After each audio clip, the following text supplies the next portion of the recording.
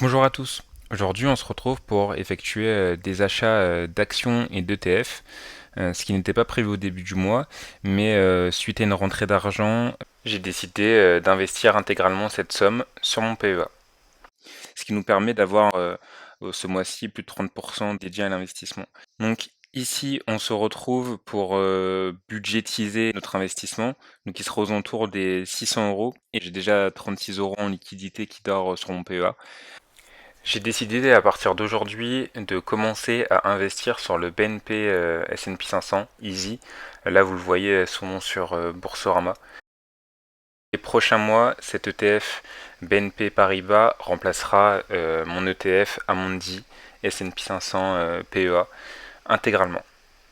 Avant de passer au passage d'ordre, c'est très important cette partie que vous voyez là, c'est là où je calcule du coup combien j'achète exactement de chaque ETF, chaque action, ce qui me permet à l'arrivée d'investir exactement la somme totale que j'ai envie d'investir. Donc on se retrouve ici comme habituellement pour faire le virement de mon compte à mon compte Boursobank PEA, donc les 600 euros dont on a parlé. Ensuite, je vais donc rechercher exactement quelle action je veux acheter. Je me réfère à mon tableau Excel de savoir quelle action j'achète. Je commence par Stellantis. Donc ici, on achète 7 actions, toujours au marché, je me prends pas trop la tête. Je valide. Une fois que c'est validé, je ferme. Je passe donc à l'ETF Nasdaq. Donc là, je regarde pareil. Donc là, j'en veux 4. Donc toujours pareil au marché. Validé. Donc là, voilà, vous voyez encore que c'est très rapide. Là, vous voyez le nouvel ETF, du coup, le BNP S&P 500. Je ne l'ai pas encore dans ma liste. Donc je vais le rechercher sur Boursobank, le trading board. Donc là, ok, je valide. L'achat est fait. C'est effectué. Je vais rafraîchir la page.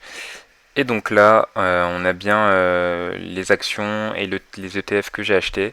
Donc mes Stellantis sont là, BNP S&P 500 est là, le Nasdaq est là, donc j'ai bien tout ce qu'il me faut. Donc vous pouvez le voir, mes positions sont en baisse, largement en baisse pour certaines.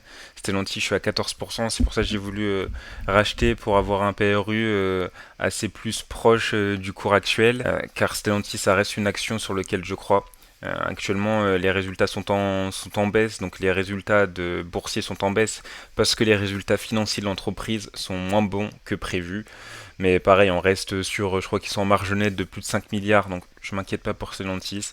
Je reste assez confiant sur le futur. Dans tous les cas, ma stratégie ne bouge pas. J'investis principalement, comme on va le voir ici. Donc ma stratégie ne bouge pas. Je vais investir sur mon ETF Nasdaq 100 et BNP 500 pour arriver à 50% partition sur mon portefeuille, sur mon PEA.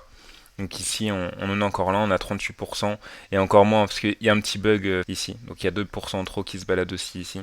Mais voilà, mon objectif est d'arriver à 50% d'ETF et 50% d'actions parallèles, voire même être à 60%. On peut suivre l'évolution de mes investissements. Donc là, c'est tout compris, il y a aussi mon PEA comme mon CTO. C'est ceci qui est bien un jour, qui permet de faire correspondre ce graphique. Donc là, vous pouvez voir qu'en juillet, malgré un bon petit début en mai-juin, car le marché était assez haussier, j'étais dans le positif, mais en juillet, là, je commence à être légèrement en négatif par rapport à mes investissements.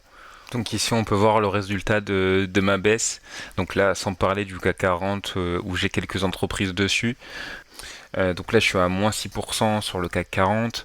On est à plus 7% sur les S&P 500, plus 9 pour le Nasdaq. Donc c'est pour ça sur ma position sur les S&P 500, je suis toujours dans le positif car je l'ai acheté dans cette période-là. Par contre, pour le Nasdaq, j'étais quand il était à 19 900 points. Là, maintenant, il est à 19 000 points.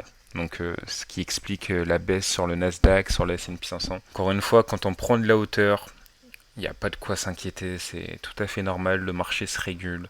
Personnellement, même si sur l'année 2000, fin de l'année 2024, début d'année 2025, on reste dans le négatif, ça va pas du tout bouger ma stratégie. Je continuerai à faire mon DCA, je continuerai à acheter toujours mon S&P 500, mon Nasdaq, tout en gardant un œil sur le marché émergent.